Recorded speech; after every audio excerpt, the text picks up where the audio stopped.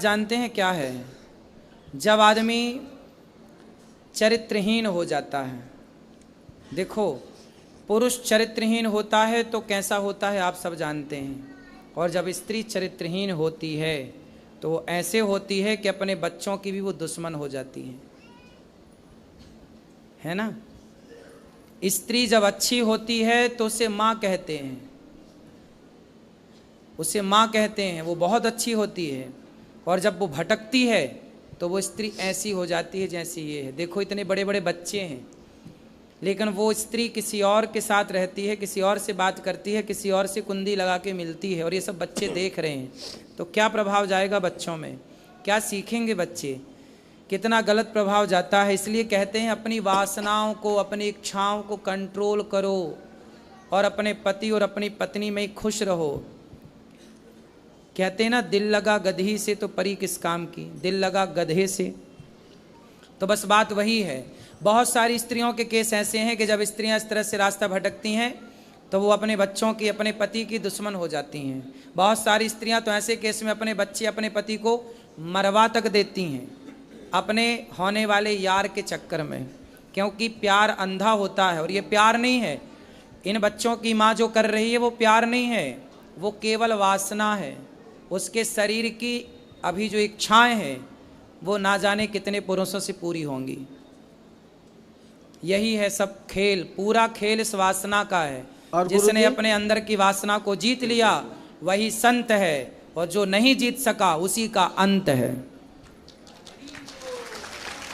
और गुरुजी, एक हम पूजा पाठ हम बहुत करते हैं, इलाज भी चल रहा है, और लेकिन एक हमारा ये थोड़ा है, हम एक झूठ बोलते हैं हर जगह। आप जैसे, हाँ, जैसे कोई मतलब पहली बात, बिटिया हमारी है 1 साल में बहुत दुबली हो गई। बहुत लोग ये नहीं भाव पाते हैं कि हम लोग बाप बिटियाँ हैं। तो जैसा पूछेंगे इनकी मम्मी कहाँ है, तो हम लोग बता देते हैं इनकी मम्मी 20 अप्रैल को एक्सपायर हो गई है। इसमें अब आप हमको अच्छा कहें या गलत कहें, ठीक है। अगर हम किसी से हो जाना एक्सपायर ही है। अगर किसी से बताते हैं बिटिया की मम्मी खत्म हो गई हैं तो सबका मतलब एक अलग भाव होता है। और जिसी से कोर्ट कचहरी बता दो तो उसको यही लगता है कि मम्मी अगर ऐसी है तो बिटिया भी वैसी होंगी। जबकि एक भी कोचिंग नहीं लगाई है। 86% इनके नंबर आए हैं हाई स्कूल में। खूब बेटा पढ़ना, आप लोग पढ़ लिख के योग्य बनना। और ऐसा करें, इस बीच में अगर हम खत्म हो जाएं, मुंह पे हमारे कफन पड़ा हो, तो आए तो उनको दरवाजे से भगा देना तुरंत। कौन? अगर इनकी मम्मी या कोई भी आ जाए बाद में। आप चाहते हैं कि वो ना आए? आपकी पत्नी आना चाहे तो आप स्वीकार करोगे? हम अगर नहीं स्वीकार करेंगे तो हमको मोदी जी स्वीकार करवाएंगे, क्योंकि अगर कोई औरत कहीं जाती है तो उसके लिए कोई कानून नहीं है ना। सही है, ये कोई कानून नहीं है।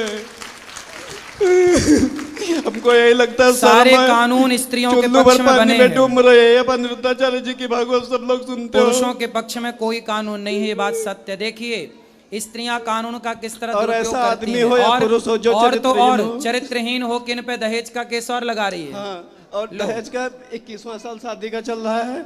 और गुजारा भत्ता का जिसमें लिखा है कि हमारे हस्बैंड को 25,000 रुपए मिलते हैं, 10,000 रुपए हमको गुजारा भत्ता चाहिए, जिसमें वो तीनों बच्चे रखेंगे नहीं।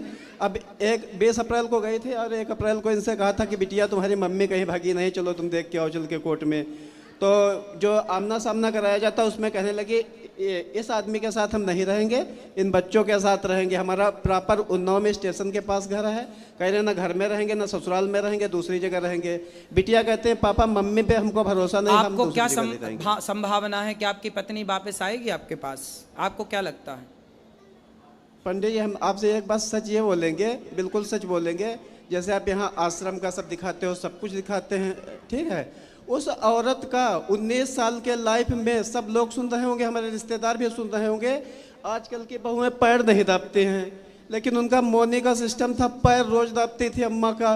तो ऐसा क्या हो गया, ऐसा क्या हो गया कि तुमने इतना बड़ा डिसीजन लिया? अगर तुमको कहीं जाना था चली जाती, तुम्हारी इतनी कुछ भी बेइज्जती नहीं होती, चली जाती, काम खत्म हो जाता। ऐसे बताओ, वही सीता जी वाला हाल होगा। हम तुमको कैसे रखेंगे? क्या आदमी हमको कहेगा? यही कहेगा कि ना आदमी को शर्म है और ना औरत को शर्म है। बिटिया कहते हैं कि पापा अगर मम्मी नहीं आएंगी, कल हमारी शादी होगी तो आदमी हमको क्या कहेगा? कहाँ हमारी शादी होगी? शादी तो होगी, बच्चे तो अच्छे हैं, बच्चे तो अच्छे ही रहेंगे। अब बच्चे, इन बच्चों का भविष्य बहुत अब ये समझ गए ना हाँ। कि जीवन क्या है, इसलिए अब ये खूब पढ़ेंगे, योग्य बनेंगे, ये बिल्कुल रास्ता नहीं भटकेंगे, मुझे ऐसा लग रहा है। मामा ससुर और मौसा ससुर सब लोग कहते हैं कि अगर वो इनसे दूर रहेंगे तो हम लोग उनसे रिश्तेदारी तोड़ लेंगे, क्योंकि वो मौसा ससुर के लड़के जज के पास पेशकार हैं। यदि आपकी पत्नी आपके पास आती है तो आप स्वीकार करोगे कि नहीं? हाँ नाम उत्तर दो। हाँ बिल्कुल स्वीकार करेंगे। स्वीकार करने हाँ, को आप तैयार हैं? हाँ। ये बच्चे स्वीकार करने को, आप अपनी माँ को माँ कहने को तैयार हैं, स्वीकार करने को तैयार हैं? बात कराओ। हमारी मम्मी अब जब जैसे भी हमारे साथ रहेंगे। स्वीकार करते हैं आप, माँ को स्वीकार हाँ, करेंगे? हाँ। बस वो आ जाएं। आ जाए, बस यही तो दिक्कत है, आ नहीं रही है। वो आ नहीं रही हैं, पता नहीं।